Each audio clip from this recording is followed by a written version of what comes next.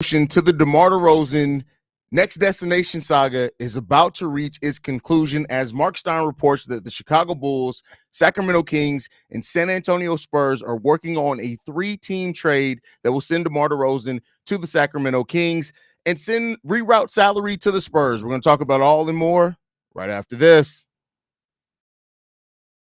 Tuned in to Chicago Bulls Central, your number one place for all Chicago Bulls news and content. I see red, I see red, I see red, I see red, yeah, I see red, I see red, I see red, I see. What's going on, Bulls fans? Welcome to another episode of Chicago Bulls Central, your number one spot for everything Chicago Bulls related. I'm the host there, Haize, but more importantly, you guys can follow the channel at Bulls Central Pod on every social media platform we happen to be on. Let's go ahead and get into it, y'all. So this just came out, a lot of movement here over just like the last 30 minutes. Initially, MArc Stein reported that the Sacramento Kings and the Chicago Bulls and San Antonio Spurs were working on a three-team trade that would send DeMar DeRozan to the San Antonio Spurs.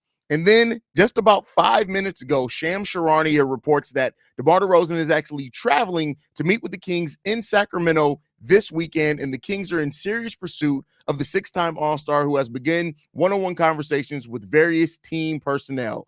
So it seems like, at least on the surface level, that we could be getting a resolution to the DeMar DeRozan situation here with the Chicago Bulls shortly. Now, DeMar DeRozan is off the Chicago Bulls roster. Let's be clear, he's an unrestricted free agent. He's no longer a Chicago Bull, and the Bulls theoretically do not have the space to retain him anyway.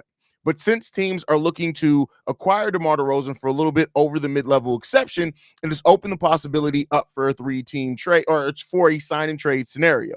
Now, in what's being reported by both MArc Stein and Shams Charania is that the Bulls do not want to take salary back in this deal for DeMar DeRozan, and thus a third team is needed in these contract talks. We don't know exactly what pieces are being involved in that contract talk. It could come down to what type of contract the Sacramento Kings want to give DeMar DeRozan, but it seems like in some part, some of that salary will be getting rerouted to the Spurs, whereas Chicago Bulls are not going to be taking on the bulk of that salary. This could end up being a much bigger deal than initially thought, or it could still be something as small as Kevin Huerter, maybe some picks involved for DeMar DeRozan. Maybe the Bulls are rerouting Kevin Huerter to the San Antonio Spurs, considering that they have a lot of guards there, and maybe they've come to the understanding that Zach LaVine is probably going to be on this roster. That's the speculative piece of that. But right now, when you have somebody like MArc Stein and Shams Charania reporting kind of the same things in regards to a deal is coming with the Sacramento Kings, kind of makes some sense there as far as what the future for DeMar DeRozan holds. The bigger question in this is, how does it affect the Chicago Bulls? And that could come down to, what are the Bulls getting back? The Bulls still do hold some leverage in this, considering that a team can't give DeMar DeRozan more than the mid-level exception without the Bulls being involved in some way. So how are the Bulls going to use that leverage to their advantage? Will they be able to get some unprotected seconds? I highly doubt they're going to be able to get something as high as a first. I just don't expect that for what DeMar has, his value has shown. If the Bulls walk away from this somehow even getting a heavily protected first-round pick, it would be crazy to think of. So I'm not gonna expect that. More than likely, the Bulls are getting maybe a second, maybe a few seconds in that type of deal, and we'll see what happens. And so, like I've said before with DeMar DeRozan, you look at DeMar, 17th in the league in scoring last year. He's played 93% of the possible games over his 3 years with the Chicago Bulls, so the durability is not a question there either.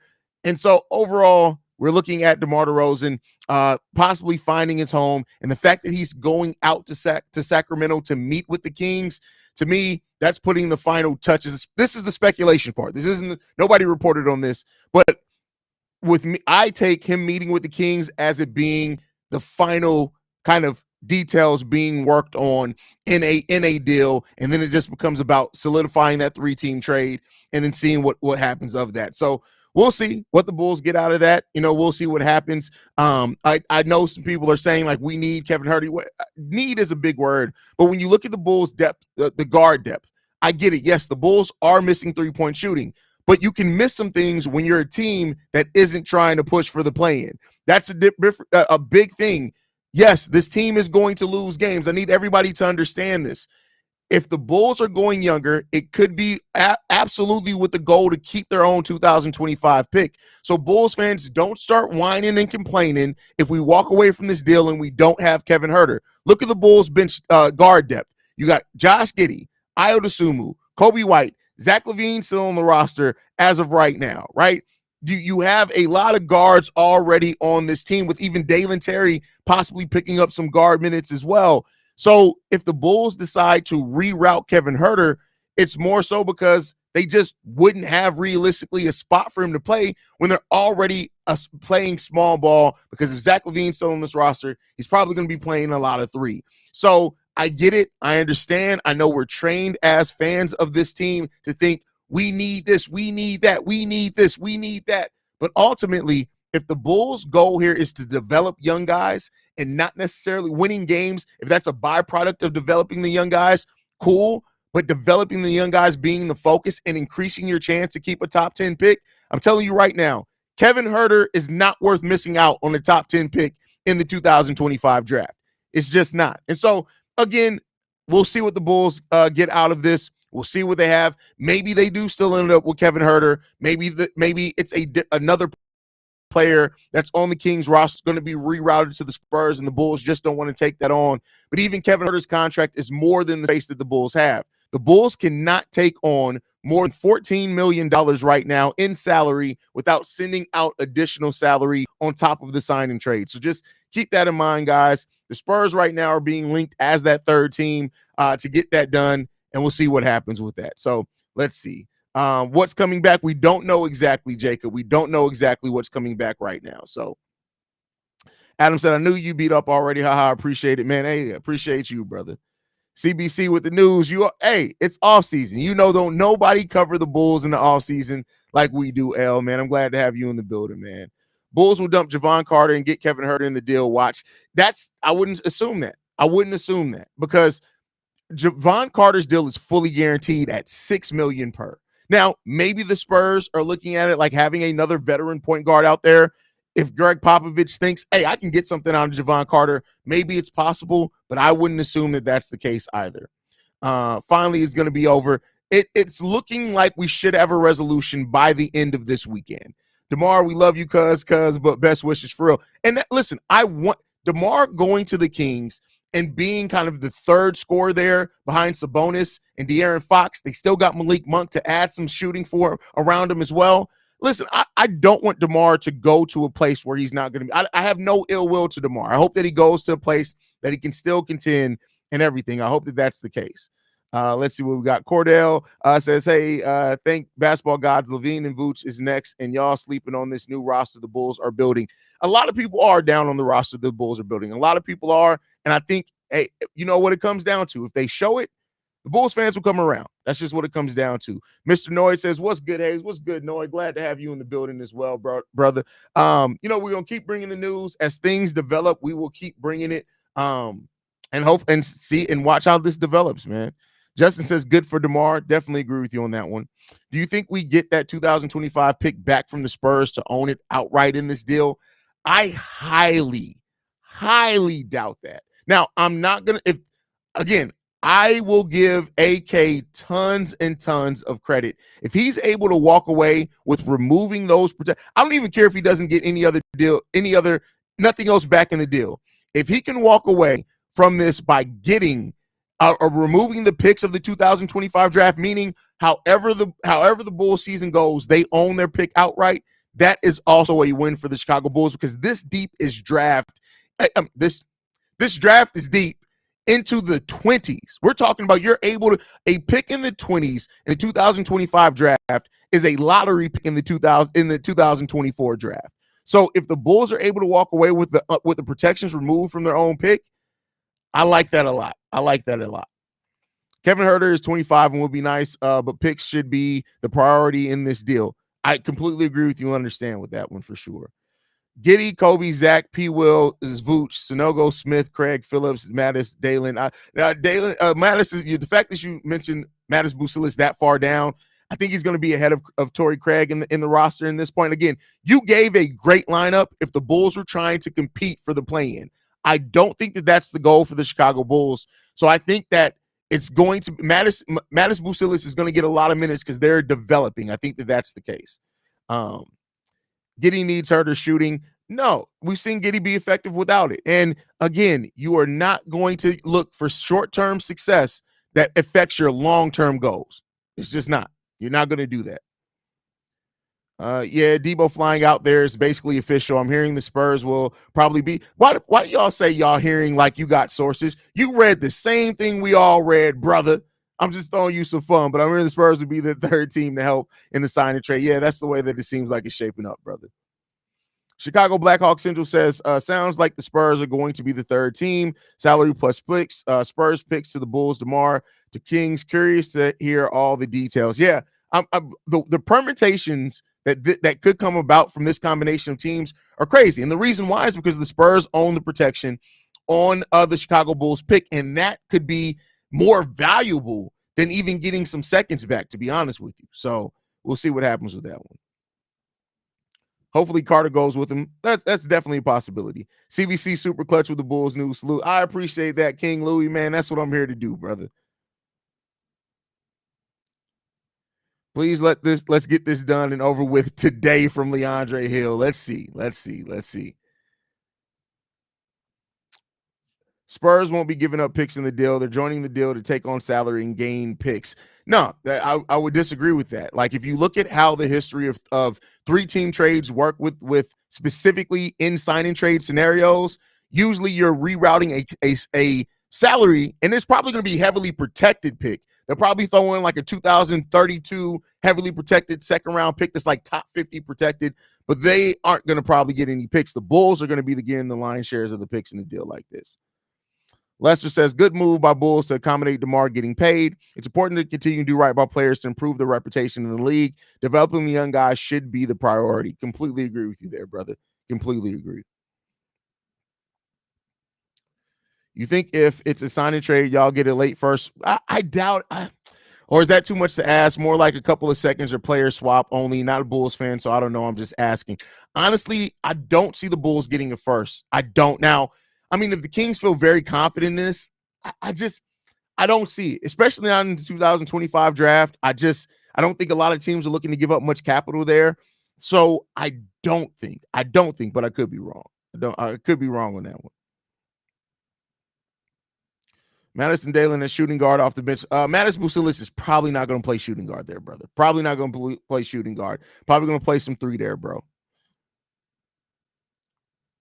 Kevin Huerter most likely will. Kevin Huerter, it makes the most sense straight up. I did hear another permutation on the deal. Now, this isn't part of the Shams reporting. This is something that I read elsewhere. I don't have the source off the top of me, but they talked about it was Kevin Huerter and who was the other player?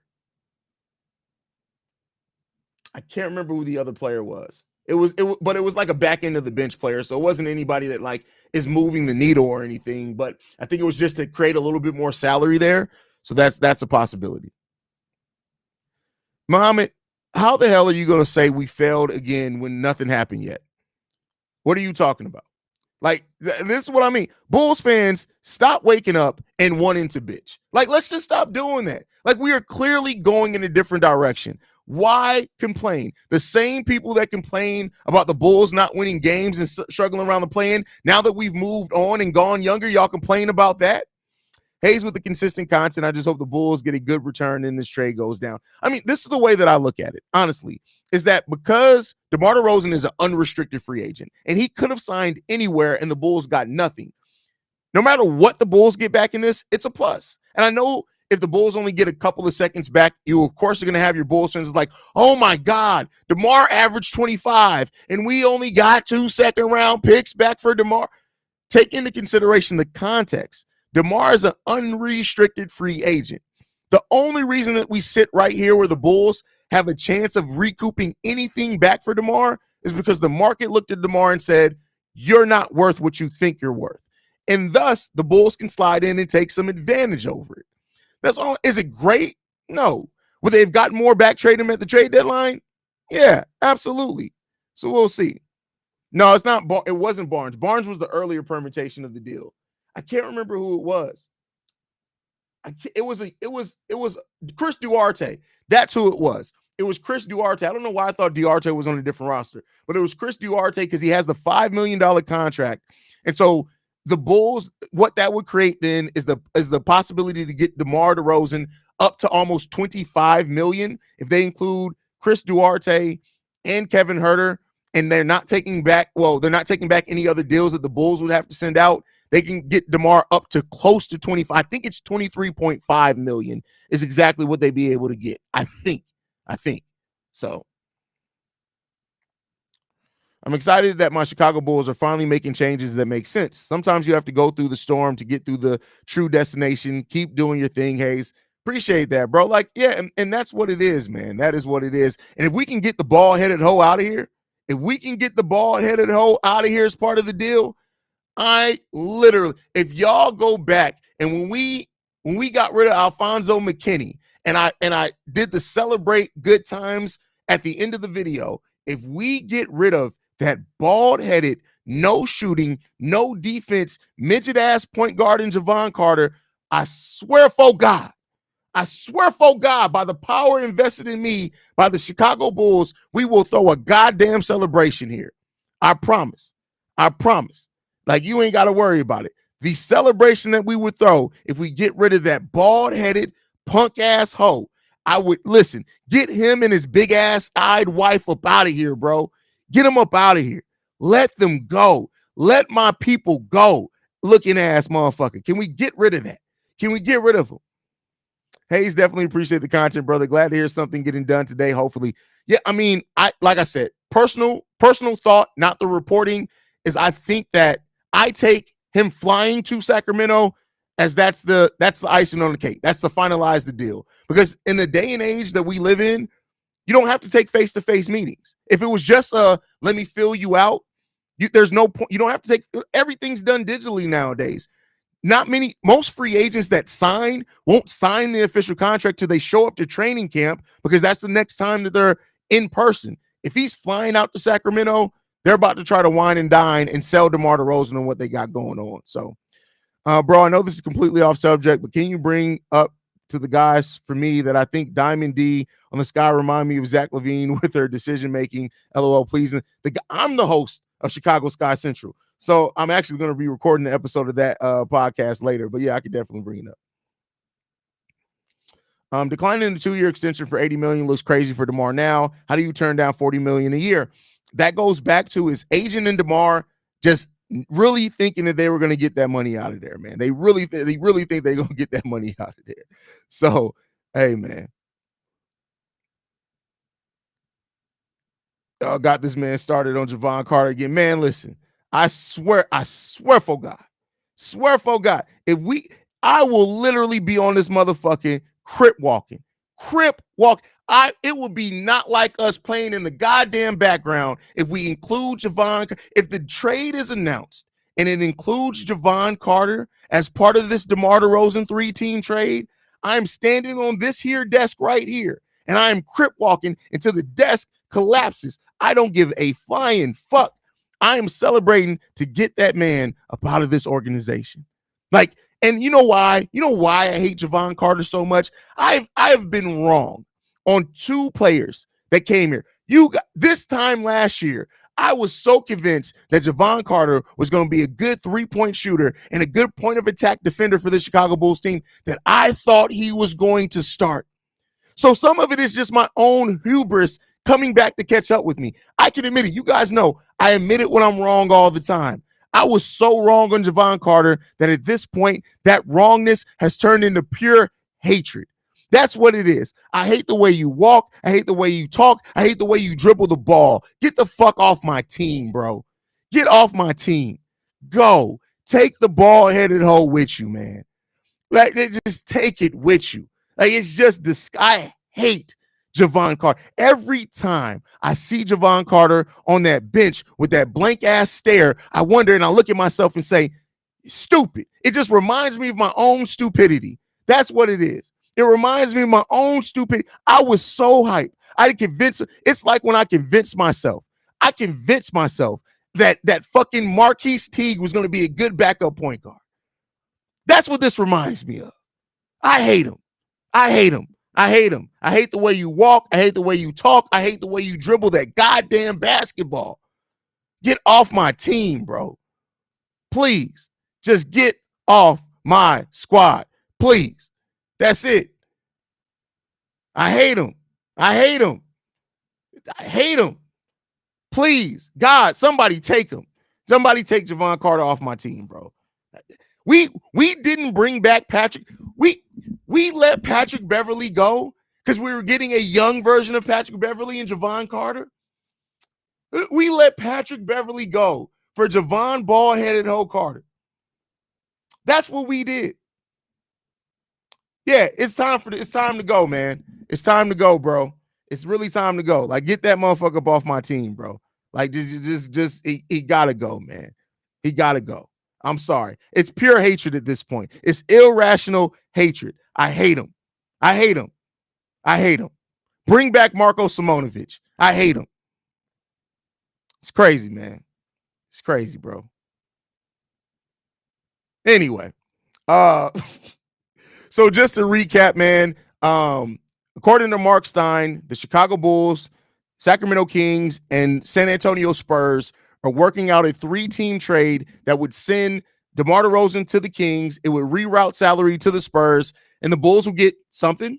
And then following that up by Shams, who reported a few minutes later that DeMar is flying out to Sacramento to meet with the Kings. So that's what we have right now, man. But yeah, man. All right, let's listen. At this point, Cristiano Felicio was a more impactful Bull than Jevon Carter. Go back and look at this. Go back and look at the stats. Cristiano Felicio was a more it was because of the Dwayne Wade lobs, but Cristiano Felicio made more of a positive impact on the Chicago Bulls than Jevon ball-headed Ho Leroy Carter. So yeah, it is what it is, man. But yeah, all right, y'all, man. I'll be back if news drops, if the trade becomes official. Make sure you guys stay tuned in right here. Hit that subscribe button as well. In exchange for that, I'm delivering the absolute best, most consistent, and fastest content on the Chicago Bulls during the offseason. If you hit that subscribe button, I'll keep you up to date on all the latest news, rumors, and moves that the Chicago Bulls make all throughout the offseason. I love you guys. Go Bulls. See red, y'all.